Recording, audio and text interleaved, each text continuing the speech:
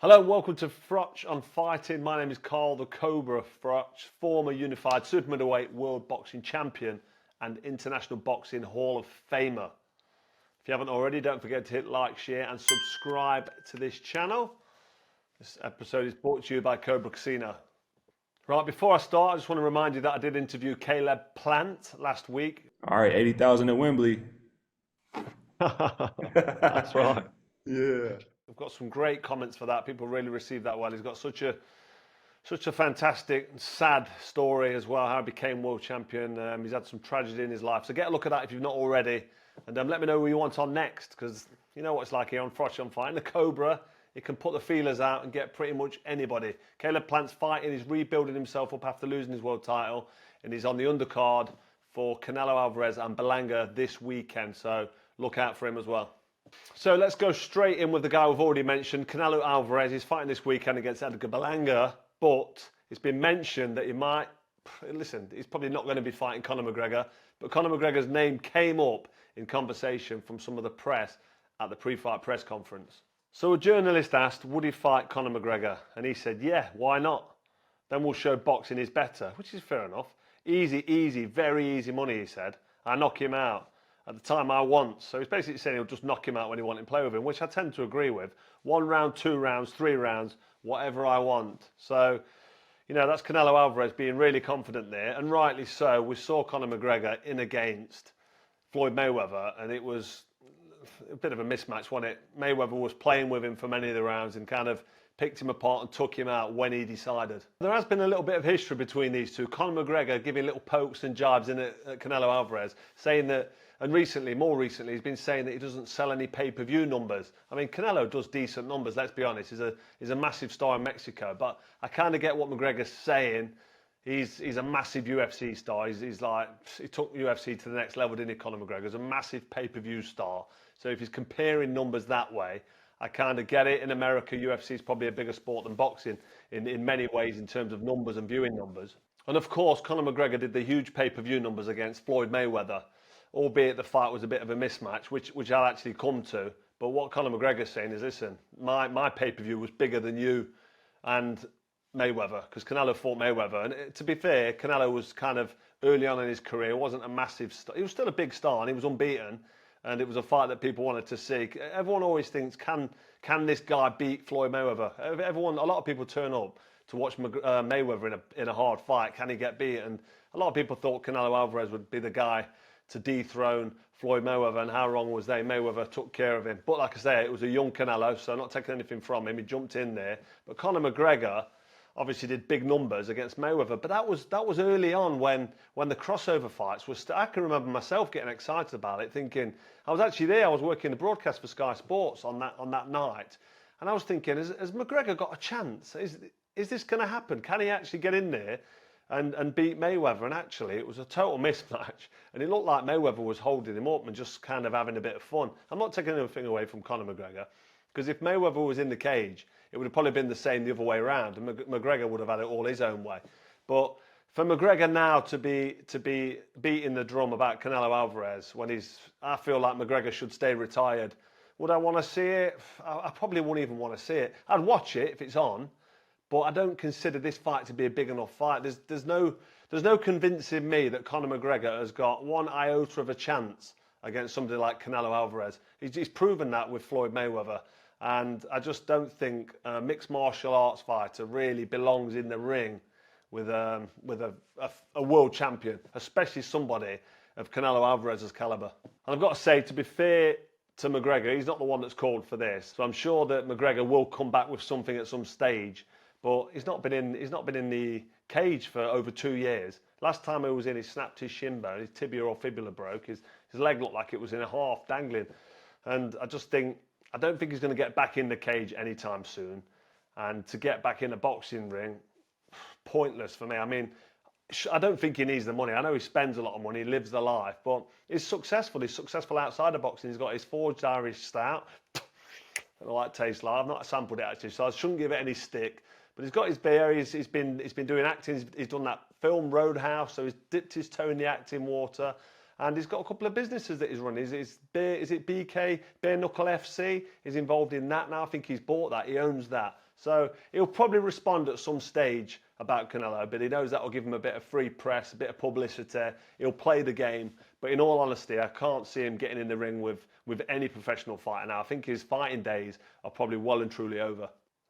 So moving on from Conor McGregor, I know a little bit well. We've had a little bit of back and forth on Twitter. He said a few choice words about me. I give him some shit back, and I was thinking at one stage, hang on a minute, is McGregor actually going to jump in with a Cobra? Because that would have been one serious mistake. Can you remember when Eddie Hearn was hanging out the back end of McGregor, laughing at his crap jokes? It was like laughing at his crap jokes. I don't know what was going off there. I think it was something to do with Irish Forge Stout being associated or being a partner of Matchroom for a couple of the fights. I don't even know if they're still partners, but that was all a bit strange when that was all kicking off. But McGregor, I think, realised he don't want any piece of the Cobra, especially not in a boxing ring.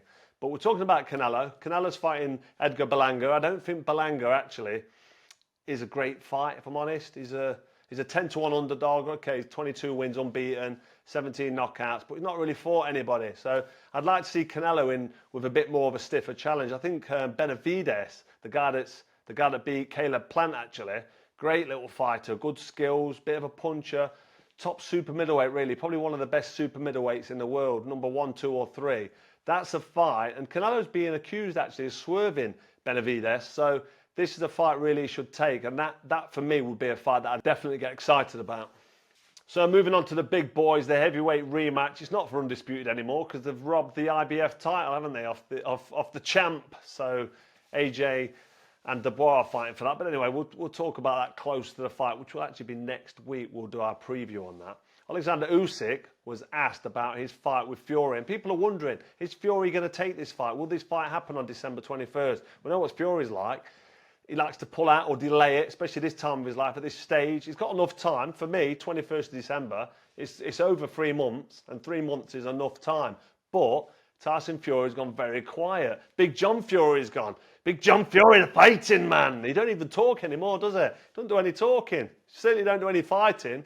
I haven't done that for a while. The old Fury impression. Quite enjoyed that. I might have to get some vocals going for John, because you know he's gonna pop out of the woodwork at some stage closer to his fight. He's gonna come up and start threatening to at some stage. Sorry, I didn't need to go there, but you know what he's like. He's piped up. I think he's actually been told to quieten down. But I'm hoping that Tyson Fury is in the gym, concentrating and focusing on what could be the last fight of his career. And he's had. Let's be honest. He's had a great career. He's made a fortune.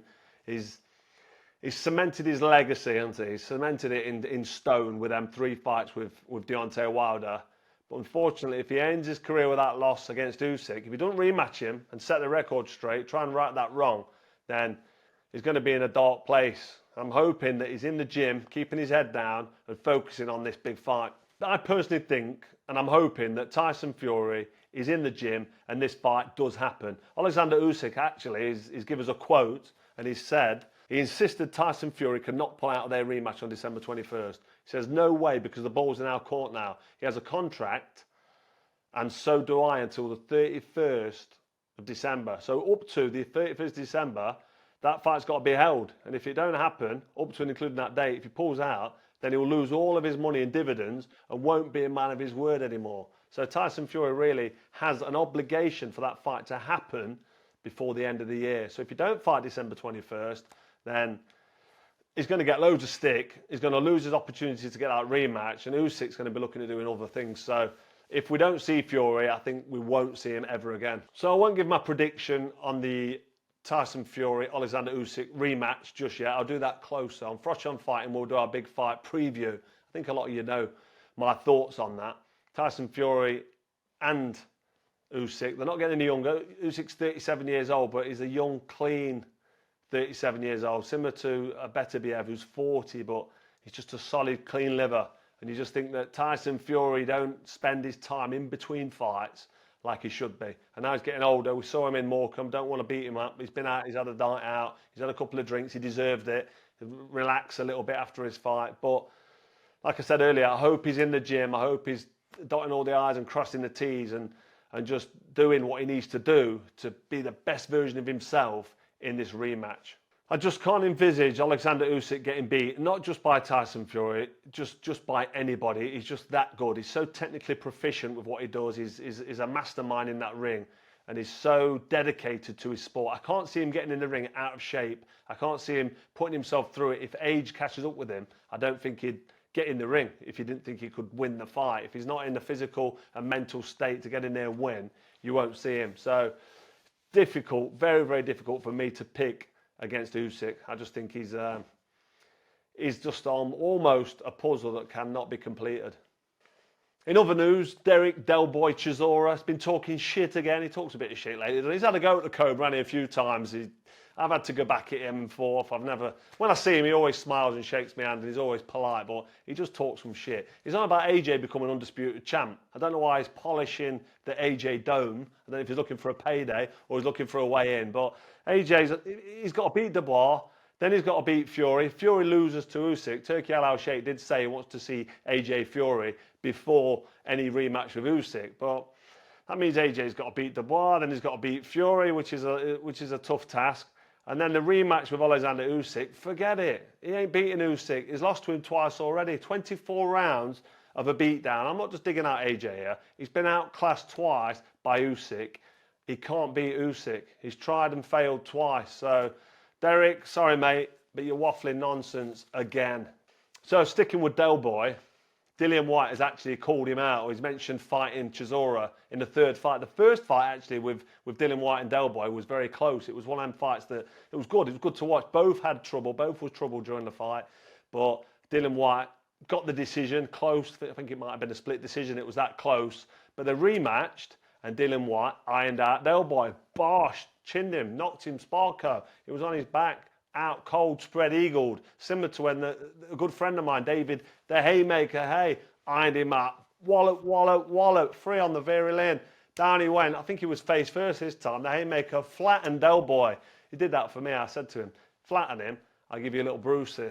I took him out for something to eat. But me and Dave were close. Delboy was chatting a lot of shit. Remember when David put a shot into him and then a bit of a left hook and then picked the tripod up and wrapped it over his trainer, Adam Booth's head. It was chaos at the post-fight press conference. I think Klitschko was involved. But anyway, Delboy Chisora against Dillian Whyte in another fight. To be honest, I mean, Dillian Whyte's just coming off a ban. He was banned, wanted for drugs cheating. He's now back in the mix and he's trying to get his name and his face out there. So maybe he's just trash talking to try and put himself in the framework for another payday, which you can't blame him. But do I want to see Dillian Whyte iron out Derek Chisora again?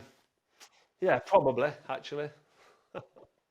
So that's about it for another episode of Froch on Fighting. But before I go, a little bit of housekeeping. First of all, actually, I've got Rachel on. She's back by popular demand. You've seen a little bit of her when I was in Spain, but I've withheld the goods from the faithful Cobra fans. But don't worry, she's making an appearance next week. Get your questions in. Thank you very much for sending them in. We'll go through them. We'll pick out the good ones and the sensible ones. And then we'll have Rachel on screen probably Tuesday, Wednesday next week. Then we'll be doing a pre-fight preview for AJ Dubois, and then we'll be doing a post-fight immediate reaction, probably on maybe the Saturday night, maybe the Sunday morning. I'll see what mood I'm in, but it's going to be a busy one next week. But most importantly, and don't let me forget this, I'll be doing a Froch along, so you can watch me watch the fight. I'll give you my own personal commentary and my own thoughts and feelings as they go along, as these guys are punching lumps out of each other for this British title that they're fighting for. I know it's a paper IBF title. It's not a real world title. We know that. But it's the two best in Britain, but actually the best in Britain is probably Tyson Fury. So it's number 2 and number 3 heavyweight in Britain fighting for a paper world title, which I've already made quite clear the reasons for that. But it is for an IBF world title. So, you know, we've got to give that some kind of credence. But AJ Dubois, watch me, watch the fight on a Froch along on fight night. And then we'll be on to the response the next day. So before I actually go, I just want to give a shout out to Marco. He's sitting in bed. He's got a heart condition. He's waiting for an operation. His friend Adam's been in touch and told me the fights they've been to 4 or 5 big fights. There's a picture of me and Marco at the weigh-in for the Glencoff Johnson fight. It was a big semi-final of the Super 6 in America. So he's a proper fan. Travelled all the way out to Atlantic City, Blackpool on steroids, that place, for anyone who's not been. So yeah, listen mate, keep your granite chin up, keep fighting, and hopefully you get through this. So that is now finally a wrap. Got everything in order. Don't forget, next week's a big week. This has been another episode of Froch on Fighting with me, the Cobra, giving it large, bringing it to you direct, down the lens, like the champions do, the Hall of Famers. This is how we do it. Don't forget to hit subscribe, and we'll see you next time.